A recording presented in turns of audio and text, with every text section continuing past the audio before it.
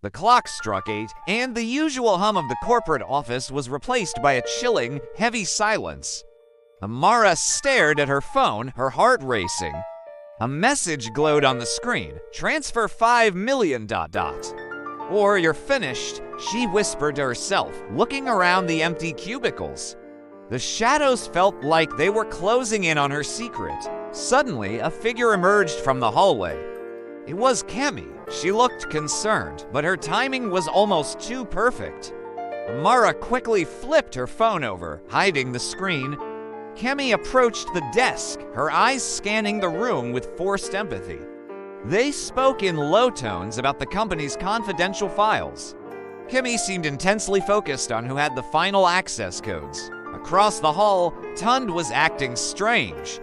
He paced back and forth, looking over his shoulder as if he were being hunted. Amara confronted him, demanding answers.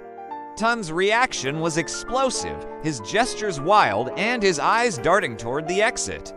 She saw the guilt in his face, a jagged contrast to the betrayal she was starting to feel from every corner. Retreating to her desk, her phone buzzed again.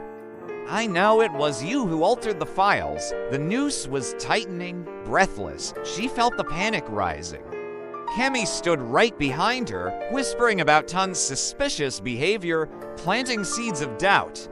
But when Kemi stepped away to take a call, she left her phone unlocked. Amara saw her chance and took it. The truth was a physical blow. The messages, the threats, the blackmail, they were all sent from Kemi's personal device.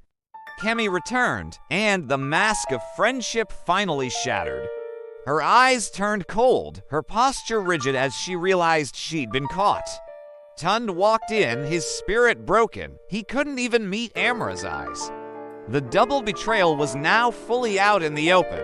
He confessed that Kemi had promised him a share of the money. Amara looked at them both, feeling the weight of their combined deceit.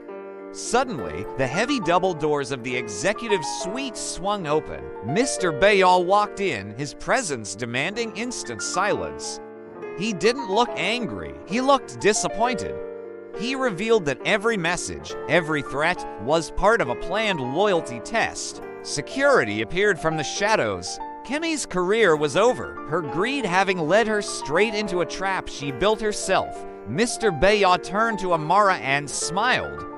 For her integrity under pressure, she was being promoted to senior partner.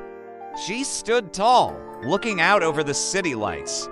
She had passed the test, proving that character is worth more than any price tag.